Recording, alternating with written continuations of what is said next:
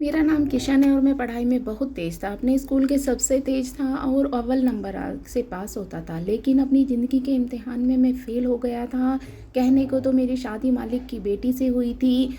मैं उनके यहाँ नौकरी करता था और मालिक ने अपनी बेटी के से मेरी शादी करवा दी। अपनी ही मालकिन इनका पति था, लेकिन मैं कहने को पति था। हालाँकि मालकिन मुझे अपने आस-पास भी पटकने नहीं देती थी। जब भी मुझे अपनी पत्नी के साथ संबंध बनाने का मन करता तो वह मेरी पत्नी करीब ही नहीं आने देती। मैं उसे प्यार करने की कोशिश करता, लेकिन पत्नी मुझे धुतकार कर भगा दिया करती और वह मुझे मेरी औकात याद दिला दिया करती। वह कहती थी कि तुम मेरे बाप का दामाद हो, तुम मेरे पति नहीं हो। याद रखना, तुम मेरे लिए सिर्फ़ और सिर्फ़ एक नौकर हो, तुम मेरे पति कभी नहीं बन सकते हो। मेरे लिए तुम एक नौकर से ज़्यादा कुछ नहीं हो। वह ऐसा कहती थी तो मेरे दिल में बहुत जलता था। शाम को मेरी पत्नी नवल पढ़ा करती थी। आज मेरी पत्नी इतनी खूबसूरत लग रही थी कि लाल रंग की नाइटी पहनकर शाम को जब वह नोवेल पढ़ रही थी तो उसने मुझसे इशारे से अपने पास बुलाया। मैं उसके पास गया। वह कहने लगी, मेरे लिए एक गिलास पानी लेकर आओ। मैं किचन से ले गया, अपनी पत्नी के लिए गिलास का पानी भर कर ले आया। आज मुझे मेरी पत्नी लाल रंग की नाइटी में इतनी खूबसूरत लग रही थी कि मेरा मन बहुत बेचैन हो रहा था। मेरा मन उसे गले लगाने का कर रहा था, उसके साथ कुछ करने का दिल चाह रहा था, लेकिन मैं क्या कर सकता था। मेरी पत्नी में की नज़रों में मैं सिर्फ एक नौकर था, नाम का पति था। लेकिन आज मेरा दिल बहुत बेचैन होता था। मैं उसके करीब गया और तो मेरी पत्नी मुझे धक्के मारकर ज़मीन पर गिरा दिया। वह कहने लगी, निकल जाओ मेरे कमरे से, तुम्हारी हिम्मत कैसे हुई मेरे साथ हाथ लगाने की। लेकिन आज मैं उस बहुत गुस्से में था। मैं उस पर पूरा हक था क्योंकि वह मेरी पत्नी थी। मैं ज़मीन से उठा और उसे खींचकर थप्पड़ मारा और उसे बेड पर पटक दिया। आज मैं खुद होश में नहीं था। मैंने अपनी पत्नी को दोनों हाथों से और पैर रस्सी से बांधकर उसे उल्टा लेटा दिया और फिर उसके साथ वो किया जो एक पति अपनी पत्नी के साथ कभी नहीं करता। मैं अपने बाप का इकलौता बेटा था और मेरी माँ बाप की शादी होने से कम 10 साल बाद मैं अपनी माँ के गोद में आया था। मेरी माँ बाप को कहीं कोई गाह नहीं, कोई गुरुद्वारा नहीं, कोई ऐसा मंदिर नहीं छोड़ा था जहाँ पर जाकर उन्होंने अपनी एक संतान के लिए माथा न टेका हो। कोई पीर फकीर के पास, कोई ओझा के पास, तो कई किसी संत के पास बता देता, वहीं मेरे माँ बाप झाड़ फूँक कराने चले जाते। लेकिन उनको पूरे 10 साल के लंबे इंतजार के बाद जाकर मैं हुआ था। मेरे पैदा होने पर मेरे माँ बाप बहुत खुश हुए थे। उनकी खुशी का कोई ठिकाना नहीं था। मेरे पापा ने सरकारी स्कूल में मेरा एडमिशन करवा दिया था क्योंकि मेरे पापा बहुत बड़े आदमी नहीं थे, वह एक कारखाने में मजदूर थे। मेरे पापा उस फैक्ट्री में मजदूरी किया करते थे। मैं स्कूल में बड़ा ही मन लगाकर पढ़ाई करने लगा। मैं चाहता था कि पढ़ लिख कर कुछ बनूं और अपने पापा का नाम रोशन करूं। मैं पढ़ाई बहुत मन लगाकर करता था। स्कूल में सारे टीचर भी मुझसे प्राउड फील करते थे क्योंकि मैं स्कूल का अव्वल नंबर से पास होता था। टीचर्स भी मुझसे बहुत प्यार करते थे। धीरे धीरे बड़ा होता चला गया। मैं 20 साल का उम्र में ग्रेजुएशन कंप्लीट कर चुका था। मेरे पापा अब बहुत बूढ़े हो चुके थे। मैं अपने पापा के लिए काम करना चाहता था। मैं चाहता था कि मेरे पापा घर में आराम करें और मैं काम करूं और अपने पापा को माँ का सहारा बनूं। अब मैं घर के काम की तलाश में निकलना शुरू कर दिया। मैंने 2-4 कंपनियों में इंटरव्यू देना शुरू कर दिया, लेकिन मेरी बदकिस्मती से किसी भी कंपनी में मुझे किसी ने नौकरी नहीं रखा। एक दिन एक कंपनी में इंटरव्यू दे रहा था। मेरी फाइल को उलट पुलट कर देखा गया, लेकिन उसने मेरी पढ़ाई की कोई वैल्यू नहीं दिया। मेरी जो डिग्री थी वह काम ही नहीं आई, बल्कि वह यहाँ पर तो उस नौकरी के लिए मुझे रिश्वत देनी थी। मुझसे यह सवाल नहीं किया गया कि तुम क्या कर सकते हो, बल्कि यह पूछा गया कि तुम इस नौकरी को पाने के लिए कितने रुपए दे सकते हो। मैं सोच में पड़ गया कि भला मैं एक गरीब लड़का नौकरी पाने के लिए रिश्वत कैसे दे सकता हूँ। मेरे पास तो इतने रुपए नहीं हैं कि नौकरी के को हासिल करने के लिए उनको पैसे दे सकूं। मैंने चुपचाप अपना फ़ाइल उठाया और उस कंपनी से बाहर निकल पड़ा। जब मैं उस कंपनी से निकला तो तेज़ धूप से मेरे सर पर मार रही थी। मुझे ज़ोरों की प्यास लगी थी। एक दुकान पर गया, पानी की बोतल खरीदा, घूँट-घूँट करके पानी पी लिया और पैदल ही घर के तरफ से निकल पड़ा। मैं घर आया और अपने कमरे में जाकर गुमसुम बैठ गया। मुझे खुद पर बहुत गुस्सा आ रहा था। इन फाइलों को देखकर मुझे अपनी पढ़ाई पर भी गुस्सा आ रहा था कि इस पढ़ाई का क्या फ़ायदा, इस डिग्री का क्या करूं, जब मुझे इस पढ़ाई से, इस डिग्री से कोई काम ही नहीं मिल सकता। मैं इन्हीं सोच में डूबा हुआ था कि मेरी माँ कमरे में आई। वह कहने लगी, किशन बेटा, परेशान नहीं होते, देख लेना एक दिन तुम्हें अच्छी नौकरी मिलेगी। मेरा आशीर्वाद तुम्हारे साथ है, भगवान सब देख रहा है, तुम्हें एक दिन ज़रूर कामयाबी मिलेगी। माँ मुझे तसल्ली देती। माँ का इतना भरोसा देखकर दूसरे दिन फिर से मैं नौकरी की तलाश में निकल गया। मैं इधर उधर घूमता ही रहता था, एक कंपनी में से दूसरी कंपनी, काम की तलाश में, इस उम्मीद में चला जाता कि शायद मुझे नौकरी मिल जाए। लेकिन मुझे नौकरी नहीं मिल रही थी। अब मैं थक गया था। मैं अपने बाबा के पास आया और कहने लगा, बाबा मुझे नहीं लगता कि किसी कंपनी में मुझे नौकरी मिलेगी। बाबा ने कहा, बेटा ऐसी हिम्मत नहीं हारते, तुम हिम्मत से काम लो, देखना तुम्हें एक दिन नौकरी ज़रूर मिलेगी। बाबा तसल्ली देते, माँ भी भरोसा दे देती, लेकिन अब मैं पूरी तरह से उम्मीद तोड़ चुका था। मैंने बाबा से साफ कह दिया, नहीं बाबा, मैं किसी कंपनी में जाता हूँ तो वहाँ से रिश्वत की बात होती है। मुझसे यह पूछा जाता है कि यहाँ पर किसको जानते हो, तुम्हारे यहाँ कोई पहचान वाला है तो बताओ, तुम किससे कितने पैसे दे सकते हो इस नौकरी के लिए।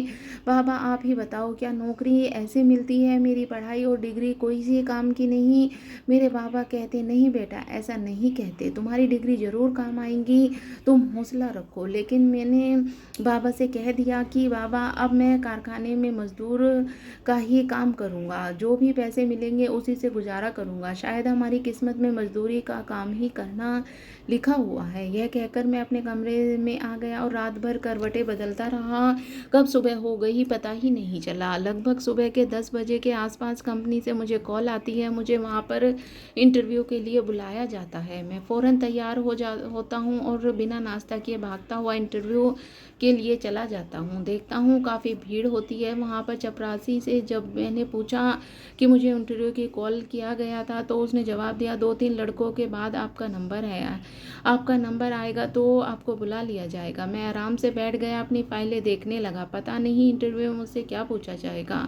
तभी मेरा नंबर आता है। मैं फ़ौरन से अपना हुलिया ठीक किया और अंदर चला गया। अंदर गया तो देखता हूँ कि सामने बहुत ही खूबसूरत लड़की बैठी हुई थी। वह बेहद खूबसूरत थी। उसके हाथ में जूस का गिलास होता है और घूट-घूट करके पी रही थी।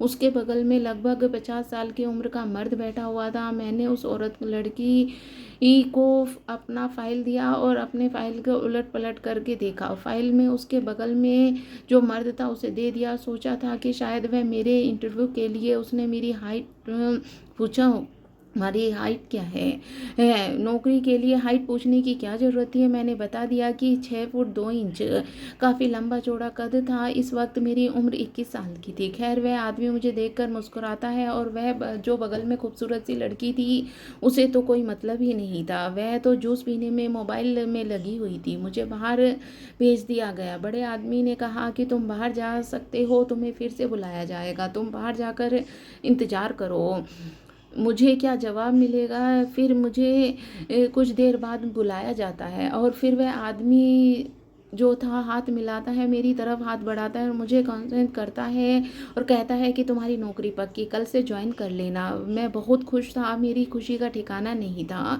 मैं कंपनी से बाहर निकला और सीधा मिठाई की दुकान पर गया और वहाँ से मिठाई लिया और अपने घर पर आ गया। मैं अपनी माँ और बाबा दोनों को आवाज़ देने लगा। माँ बाबा दोनों बाहर निकले। मैंने डिब्बे से मिठाई निकाला और माँ बाबा को खिलाया। मैंने माँ पापा दोनों से कहा, माँ पापा आज लोगों को आशीर्वाद की वजह से आज मुझे नौकरी मिल गई है, आज मैं बहुत खुश हूँ। मेरी माँ बहुत खुश हुई, पापा भी खुशी से झूम उठे। मैंने पापा से कहा, पापा मुझे कल से फिर कंपनी ज्वाइन करना है। हमने साथ में मिलकर खाना खाया और अपने अपने कमरे में चले गए। मुझे खुशी से नींद नहीं आ रही थी। यह नींद का ही अलग ही किस्सा होता है। खुशी हो या तो भी नींद नहीं आती और गम हो तो भी करवटें बदलते-बदलते रात गुज़र जाती है। मेरी आँखें कब लग गई मुझे पता ही नहीं चला। सुबह हुई तो जल्दी से फ्रेश हो गया और तैयार होकर, लेकिन यह क्या, ऑफ़िस जाने के लिए मेरे पास ना ही अच्छे जूते थे और ना ही मेरे पास अच्छे कपड़े थे। फिर मैं मायूस हो गया, मुझे ऐसी हालत में लोग देखेंगे तो क्या सोचेंगे? ख़ैर मैंने अपना सर झटका और यह सोचने लगा कि गरीब आदमी को भला क्या सोचना कि लोग क्या कहेंगे? लोगों को जो कहना है कहते रहें। मेरे पास जो भी कपड़ा था मैं उसे पहनकर तैयार हो गया। पापा मेरे पास आए और कहने लगे, बेटा आज किसी तरह से काम चला लो, कल मेरे कारखाने की से सैलरी मिलेगी तो मैं तुम्हारे लिए अच्छे जूते और कपड़े ये ले आऊँगा। मैंने कहा ठीक है। मैं घर से ऑफ़िस के लिए निकल गया। घर से 1 घंटा पहले निकल गया था क्योंकि ऑफ़िस जाने के लिए मुझे बस पकड़ना था। मैं बस पकड़ा और कंपनी पहुँच गया। कंपनी के अंदर गया तो ऑफ़िस में काफ़ी शानदार था, काफ़ी बड़ा था। आधे घंटे पहले ही आ चुका था। लोग धीरे-धीरे जमा हो रहे थे और इतनी बड़ी हॉल थी, इतने सारे स्टाफ था कि धीरे-धीरे सब हॉल भर गया। अब सब अपने-अपने कामों में बिज़ी हो गए। मेरा आज पहला दिन था। चपरासी मेरे पास आया और कहने लगा, किशन आप ही हैं क्या? सर ने आपको केबिन में बुलाया है। मैं केबिन के अंदर गया तो वहाँ पर मैनेजर था। उन्होंने मुझे एक प्रोजेक्ट दिया और कहा कि इस प्रोजेक्ट पर काम करो। मैंने वह प्रोजेक्ट उठाया और अपने केबिन के में आकर बैठ गया। मैंने उस प्रोजेक्ट को अपना दिलो जान लगा दिया और उस प्रोजेक्ट को कंप्लीट करके मैनेजर को दे दिया। मैनेजर जब यह प्रोजेक्ट देखा तो वह मुझसे बहुत खुश हुआ। उन्होंने कहा कि तुम बड़े ही इंटेलिजेंट हो। तुमने इतनी ईमानदारी और इतने अच्छे से इस प्रोजेक्ट को कंप्लीट कर लिया है। तुम बहुत आगे तक जाओगे। शाबाश। सर ने मुझे शाबाशी दी। इसी तरह से काम करता रहा। लगभग 6 महीने गुजर चुके थे और इन 6 महीनों में मैनेजर मुझसे बहुत खुश था।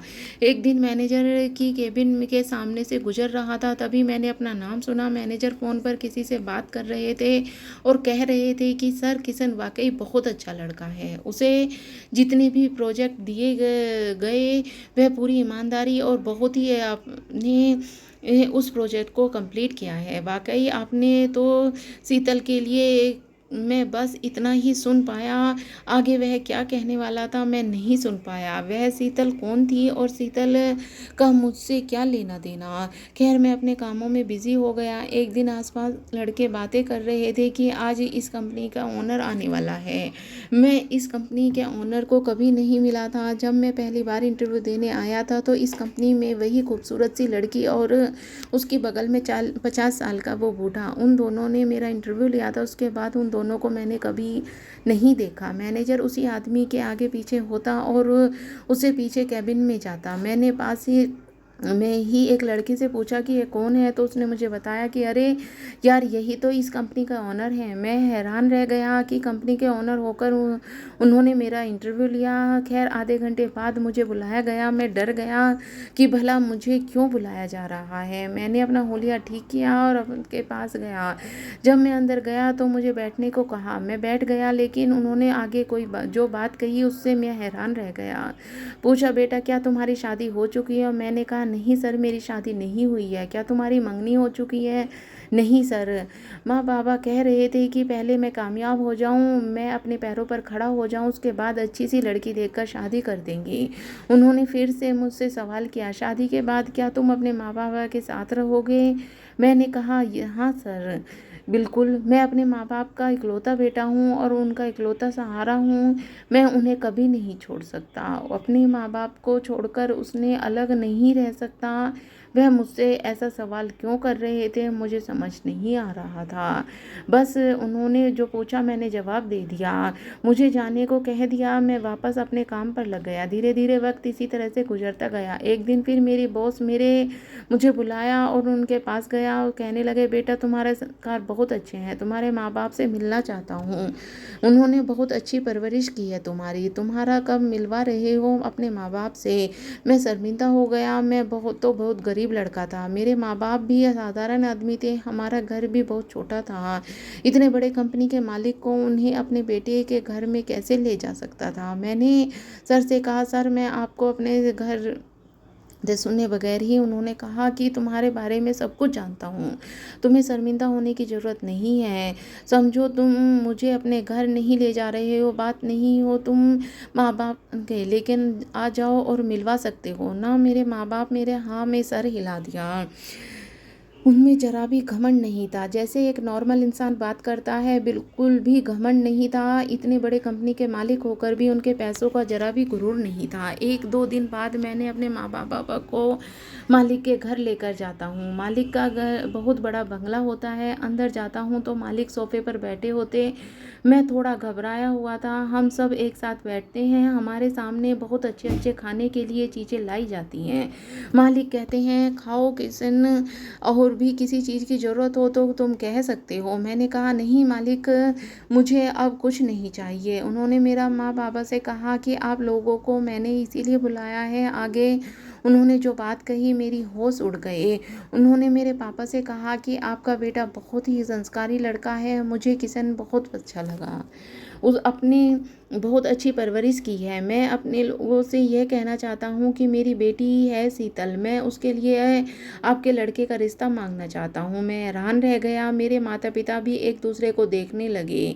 इतने बड़े घर की बेटी हमारे घर में बहू कैसे बन सकती है? मैं सोच में पड़ गया। मैंने आज तक अपने मालिक की बेटी को नहीं देखा था। थोड़ी देर बाद मालिक अपनी बेटी को बुलाते हैं और तो वही लड़की होती है जो इंटरव्यू के लिए पहले दिन होती है। मैं हैरान रह गया। मालिक कहने लगे कि मेरी बेटी है शीतल, मैं इससे बहुत प्यार करता हूँ। मैं अपनी बेटी के लिए आपके बेटे के जैसा ही लड़का तलाश कर रहा था। आपका बेटा बहुत ही मेहनती और बहुत ही ईमानदार और संस्कारी लड़का है। मैं आप लोगों के बारे में सब कुछ जानता हूँ। मैं आपके सामने हाथ जोड़ता हूँ। प्लीज़ मेरी बेटी के लिए रिश्ता मंजूर कर लें। आप मुझे इनकार मत कीजिए। मैं बस इतना चाहता हूँ कि आपका बेटा मेरी बेटी से शादी कर ले और मेरे घर का जमाई कर रहे। मालिक का इस तरह के हाथ जोड़कर कहना मेरी माँ बाबा को बहुत बुरा लगा रहा था। इतने बड़े घर के मालिक होने के बावजूद वह हाथ जोड़कर रिश्ता मांग रहे थे। मेरे माँ बाबा एक दूसरे को देखते हैं और हाँ कर देते हैं। मुझसे उन्होंने एक बार भी नहीं पूछना जरूरी समझा। मालिक ने जल्दी से मिठाई लाई और हम सबके मुंह मीठा करवाया। मैं कुछ भी बोलने के लायक नहीं था क्योंकि मेरे माता पिता ने हाँ बोल दिया था। मैं अपने माँ बाबा को लेकर सीधा घर चला आया। मैं घर आकर अपने माँ बाबा पर चिल्लाने लगा। मैंने अपने माँ बाबा का इकलौता सहारा है, वह ऐसा कैसे कर सकते हैं? मैं अपने माँ बाप को छोड़कर उनके बंगले में घर जमाई बनकर कैसे रह सकता था? लेकिन बाबा ने और माँ ने कहा, बेटा हम तुम्हारे माँ बाप हैं और माँ बाप अपने बच्चों की खुशियाँ देखते हैं। मैं चाहता हूँ कि तुम बेटी से शादी कर लो और अपनी ज़िंदगी में हर कुछ हासिल करो जो तुम करना चाहते हो। कामयाबी की ऊंचाइयों पर जाओ और मैं तुम्हें कहाँ कह रहा हूँ कि तुम मुझसे दूर हो जाओ। तुम हमसे मिलने के लिए आते रहना। बस हम तुम्हें खुश देखना चाहते हैं और कामयाब होता देखना चाहते हैं। मैं शादी के लिए तैयार हो गया।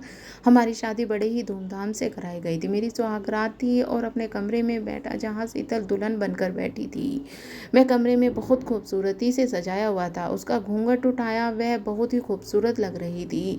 मेरे जज्बात उमड़ कर बाहर आ रहे थे, लेकिन जैसे ही उसको हाथ लगाया उसने मुझे धक्का मारकर ज़मीन पर गिरा दिया और मुझ पर चिल्लाने लगी, कहने लगी, तुम्हारी हिम्मत कैसे हुई मुझे हाथ लगाने की? तुम सिर्फ और सिर्फ एक नौकर हो, तुम मेरे पति नहीं हो और ना कभी बन सकते हो। तुम्हें सिर्फ और सिर्फ मैंने मेरे पापा के लिए स्वीकार किया है। मैं अपने पापा से बहुत प्यार करती हूँ और मेरे पापा हार्ट अटैक के मरीज़ हैं। उन्हें कुछ हो गया तो मैं बर्बाद हो जाऊँगी। तुमसे शादी उन्हीं की खुशी के लिए की है। ऐसी बातें सुनकर मेरे पैरों तले से ज़मीन खिसक गई। मैं खामोश होकर बाहर जाने ही वाला था कि मुझे रोक लिया। वह कहने लगी, हमारे बीच में जो भी है वह मेरे पापा को नहीं पता चलना चाहिए। तुम इसी कमरे में सो जाओ। मैं बेड पर सो जाती हूँ, तुम सोफ़े पर सो जाओ। मैं खामोशी से सोफ़े पर जाकर सो गया। मुझे शीतल की से कोई शिकायत नहीं थी। एक खैर मेरी ज़िंदगी ऐसे ही गुज़रती जा रही थी। एक दिन मालिक की हालत ख़राब हो जाती है, उन्हें दिल का दौरा पड़ता है, शायद उनका आखिरी टाइम था। वह मुझे अपने पास बुलाते हैं और कहते हैं, बेटा मुझे पता है कि मेरी बेटी ने शायद तुम्हें आज तक पास भी नहीं आने दिया। मेरी बेटी बहुत ज़िद्दी और गुस्से वाली है, अमीरी में पली बड़ी है, इतनी जल्दी तुम्हें एक्सेप्ट नहीं कर सकती। उसका गुरूर तुम पर आसानी से नहीं तोड़ सकते। बेटा मैंने तुम्हें कोई बदला नहीं लिया, ना ही तुम्हें सज़ा दी है। मैं अपनी बेटी के साथ तुम्हारी शादी क्यों करवाई है, लेकिन मैं क्यों करूं, मजबूर था। मेरी बेटी एक ऐसे लड़के से पसंद करती थी जिसे सिर्फ और सिर्फ मेरी दौलत के लालच में मेरी बेटी से प्यार नहीं था। मैं अपनी उसकी शादी उससे कैसे कर सकता था। वह मेरी बेटी की ज़िंदगी बर्बाद कर देता, वह उसे नुकसान पहुंचाता और सारी जायदाद अपने नाम करके मेरी बेटी को जान से मार देता। अब तुम ही बताओ बेटा, मैं अपनी बेटी को ऐसे कैसे उसे सौंप सकता था। मैं समझता हूँ कि तुम मेरी मजबूरी समझोगे। मेरे पास ज़्यादा वक्त नहीं है बेटा, बस मैं तुम्हें इतना कहना चाहता हूँ कि एक पति ही अपनी पत्नी को साथ कैसे रहना चाहिए, कैसे उसे सही रास्ते पर लाना चाहिए, तुम्हें खुद समझना होगा और अपनी पत्नी को अपने पास लाना होगा। इतना कहना था कि उनकी आंखें बंद हो चुकी थी। मैं अपने ससुर की बात समझ चुका था कि वह मुझसे क्या कहना चाहते हैं। वह मुझे समझाना चाहते थे कि शीतल को सुधारो और शीतल को अपनी शादीशुदा ज़िंदगी की शुरुआत करो। धीरे धीरे वक्त इसी तरह से गुजरता गया और एक महीना बीत गया। इस एक महीने में शीतल बहुत ही मासूम यूं रहती थी। मैं उसे खुश करने की कोशिश करता था। एक दिन उसे मजाक में कुछ कह दिया तो वह बातों बातों में हंसने लगी और हंसते हंसते फिर से रोने लगी। मैंने उसे सीने से लगाना चाहा। मैं उसके पास गया और उसे तसल्ली देने लगा, लेकिन उसने मुझे धक्का मार दिया। यह देखकर मुझे बहुत ज़्यादा गुस्सा आया। मैं गुस्से में लाल हो गया। मैंने अंदर से मर्दानगी जाग उठा था। आज मुझे ऐसा लग रहा था कि मैं कुछ कर बैठूंगा, लेकिन मैंने खुद पर काबू पाया और धीरे धीरे वक्त गुजरता गया। लेकिन शीतल सुधरने का नाम ही नहीं ले रही थी। वह उसी गुरूर में थी। आज शीतल बालकनी में बैठी नॉवेल पढ़ रही थी और लाल रंग की नाइटी पहनी हुई थी। इस नाइटी में वह काफ़ी खूबसूरत लग रही थी। आज उसे ऐसा देखकर मुझे रहा नहीं गया जा रहा था। आज ऐसा लग रहा था कि मैं सारी हदें पार कर दूं। शीतल बालकनी से उठकर अपने कमरे में जाने लगी। जाते हुए उसने मुझे कहा कि मेरे लिए बोतल में पानी भरकर मेरे कमरे में लाकर रख देना। मैंने ऐसा ही किया। किचन में गया और बोतल में पानी भरा और उसके कमरे में लाकर रख दिया और दूसरे कमरे में सोता था। उसके पापा का मृत्यु के बाद हम अलग अलग कमरे में ही सोने लगे थे, लेकिन आज उसे इस कदर खूबसूरत देखकर मेरे मन कुछ करने का कहने का करने लगा। मैंने अंदर से आवाज़ भी आ रही थी कि ये तुम्हारी पत्नी है, तुम जो चाहो उसके साथ कर सकते हो, तुम्हें पूरा हक है। इसी हक से शीतल के पास गया, लेकिन शीतल ने फिर से वही किया। उसने मुझे धुतकार दिया। आज फिर उसने मुझे मेरी औकात याद दिला दी। उसने मेरे मुंह पर गरीबों से थप्पड़ मारा और कहने लगी, तुम एक नौकर हो और अपनी हदें मत भूलो। तुम मेरे बाप के दामाद थे, तुम मेरे पति नहीं हो। हाँ, मेरा बाप मर चुका है। बेहतर होगा कि तुम अब यह नाटक बंद कर दो और अपना बोरिया बिस्तर उठाओ और यहाँ से निकल जाओ। तुम मेरे कुछ नहीं लगते, तुम सिर्फ और सिर्फ एक नौकर हो। उसने मुझे धक्के मारकर ज़मीन पर गिरा दिया, लेकिन आज शायद मैं अपने होश खो बैठा था। आज मैं अपने होश में नहीं था। मैं ज़मीन से उठा और बेड पर पटक दिया और दोनों हाथ पैर बांध दिए और सब कर गुजरने लगा। वह चीखती रही, चिल्लाती रही। वह कहने लगी, छोड़ दो मुझे, तुम बस एक नौकर हो, तुम मेरे पति नहीं हो, छोड़ दो मुझे। वह कहती रही, लेकिन मैं नहीं माना और मैं उसके साथ आज सारी हदें पार कर चुका था। जब मैं उसके साथ सब कर गुजरा तो फिर मैंने उसके हाथ पैर बंधा हुआ पैर खोल दिया, मुझे थप्पड़ मारा और मुझ पर गुस्सा करने लगी। रो रो कर उसने मुझे बुरा हाल कर लिया। उसका रोना मुझसे बर्दाश्त नहीं हुआ। मैं उसे चुप कराना चाहता था, मैं उसके साथ ऐसा नहीं करना चाहता था, लेकिन आज मुझे क्या हो गया था, मैं अपने होश में ही नहीं था। मुझे खुद पर शर्मिंदगी महसूस हो रही थी। मैं शीतल के साथ ऐसा नहीं करना चाहता था, क्योंकि मैं शीतल से प्यार करने लगा था। मैं शीतल से बेहद प्यार करने लगा था। शायद यह मेरा प्यार ही था, कुछ और मुझे पता नहीं चला। वह चीखने लगी, चिल्लाने लगी और कहने लगी, पापा नहीं रहे तो तुमने भी मेरा फ़ायदा उठाया, मैं तुमसे नफ़रत करती हूँ। उसका ऐसा कहना मुझे बहुत परेशान कर रहा था। मैं माफ़ी माँगने लगा, मैंने उससे कहा, शीतल मुझे माफ़ कर दो, लेकिन उसने मेरी एक न सुनी। उसने मुझे बाहर निकाल दिया और दरवाज़ा बंद कर लिया। मैंने बहुत माफ़ी माँगी, मैंने शीतल से सॉरी कहा, मैंने कहा मुझे माफ़ कर दो शीतल, मैं दोबारा ऐसा कभी नहीं करूँगा। तुम जैसा कहोगी, जो कहोगी मैं वैसा ही करूँगा। तुम चाहती हो मैं तुम्हारी ज़िंदगी भर के तुम्हारा नौकर बनकर रहूँ तो मैं ज़िंदगी भर तुम्हारा नौकर बनकर रहूँगा। प्लीज़ मुझे माफ़ कर दो, तुमसे बहुत प्यार करता हूँ। आज मुझे क्या हो गया था मुझे खुद नहीं पता, और मैं यह क्या कर रहा था मुझे पता ही नहीं चला। मैंने जब यह कहा शीतल मुझसे बहुत प्यार करता हूँ, मैं शीतल का दरवाज़ा खोल दिया और दरवाज़ा खुला तो मैंने हैरान रह गया। शीतल दरवाज़ा खोलकर अपने बेड पर बैठ गई और मुझसे कोई बात नहीं की। मैं उसके पास गया और मैंने उसका हाथ पकड़ा, उससे माफ़ी माँगने लगा। उसके दिमाग में क्या चल रहा था, उसकी खामोशी मुझे और भी परेशान कर रहा था। वह मुझसे बात नहीं कर रही थी तो मैं उठकर अपने कमरे में चला आया। मैं सोने की कोशिश कर रहा था लेकिन मुझे नींद नहीं आ रही थी। मैं बेचैन हो गया था। ऐसा लग रहा था जैसे मैंने कोई पाप कर दिया हो। किसी तरह से मेरी आँख लग गई। सुबह जब मेरी नींद खुली तो सीधे शीतल के कमरे में गया। शीतल सो रही थी। मैंने उसके लिए नाश्ता बनाया और उसके पास लेकर गया। मैंने शीतल को उठाया और उसे नाश्ता कराने के लिए कहा। वह चुपचाप फ्रेश होकर नाश्ता करने के लिए बैठ गई। उसने मुझसे बात नहीं किया। मैंने शीतल को नाश्ता कराया और मैं ऑफिस के लिए निकल गया। वक्त इसी तरह से गुजरता गया। शीतल ने मुझसे पूरे 1 महीने तक बात नहीं की। एक दिन शीतल को अचानक से चक्कर आया, वह ज़मीन पर गिर गई। मैं दौड़कर उसके पास गया और उसे उठाकर बेड पर लेटा दिया और डॉक्टर को बुलाता हूँ। डॉक्टर घर आया, वह शीतल को चेकअप करता है। मैं बेहद घबराए हुए था। मैंने डॉक्टर से पूछा, डॉक्टर ने कहा कि घबराने की कोई ज़रूरत नहीं है, आपकी पत्नी माँ बनने वाली है। मैं खुशी से झूम उठता हूँ। शीतल को जब होश आया तो डॉक्टर के पूछने लगती है कि मुझे क्या हुआ है। डॉक्टर ने उसे बताया कि वह प्रेग्नेंट है। यह सुनकर शीतल मुझसे और भी नाराज हो गई। मैंने उसे मनाने की कोशिश करता हूँ लेकिन वह खामोश रहती। धीरे धीरे इसी तरह वक्त गुजरता गया। शीतल को पहले से ही ज़्यादा ख्याल रखता था। वैसे बहुत सारे नौकर थे, शीतल का ख्याल खुद भी रखती थी, लेकिन मैं शीतल ने मुझे कभी भी बात करने की कोशिश नहीं की। लेकिन उसकी आंखों में मुझे उसके कुछ कुछ बदलाव नज़र आता था, लेकिन वह मुझसे कभी कुछ नहीं कहती। धीरे धीरे वक्त गुजरता गया। 9वें महीने बीत गए और इन 9वें महीने में शीतल ने कभी भी हाथ नहीं लगाया। एक दिन अचानक से शीतल की हालत बहुत ख़राब हो गई। मैं गाड़ी में बिठाता हूँ, हॉस्पिटल लेकर चला गया। थोड़ी देर बाद नर्स बाहर आकर कहा, मुबारक हो, आपको लड़का हुआ है। यह सुनकर मुझे बहुत खुशी होती है। मेरी माँ बाबा भी हॉस्पिटल आ जाते हैं। वे लोग भी मुझसे खुश होते हैं और शीतल के पास जाता हूँ तो देखता हूँ शीतल की आंखों में आंसू होते हैं। उसकी आंखें लाल होती और मैं उससे, शीतल तुम क्यों रो रही हो, तुम्हें तो खुश होना चाहिए, देखो कितना प्यारा बच्चा है हमारा। वह सीने से लग जाती है और मुझसे लिपट कर फुट फुट कर रोने लगती है। मुझे माफ़ी मांगने लगती है, किशन मुझे माफ़ कर दो, मैं तुम्हारे साथ आज तक जो भी गलत हरकतें की हैं मुझे माफ़ कर दो। मुझे उसे सीने से लगाया और कहा, शीतल तुमसे कोई शिकायत नहीं है, तुम मुझे माफ़ कर दो, मैंने तुम्हारे साथ बहुत ही गलत हरकत किया था, मैं शर्मिंदा हूँ। शीतल कहती है, नहीं किशन, यह तुम्हारा हक था, तुम मेरे पति हो, मुझे पूरा हक है, लेकिन मैंने तुम्हें कभी अपने पास नहीं आने दिया। हाँ, तुम्हारा तरीका गलत था लेकिन तुम मुझ पर पूरा हक था। छोड़ो ये सारी बातें, आज से हम अपनी ज़िंदगी की नई शुरुआत करेंगे तुम्हारे माँ बाबा के साथ। तुम्हारे बाबा भी तो मेरे माँ बाबा है ना। शीतल ने मुंह से यह बात सुनकर मेरी आंखों में आंसू आ जाते हैं। दोस्तों, मैंने शीतल के साथ जो क्या, उसने मुझे माफ़ कर दिया था।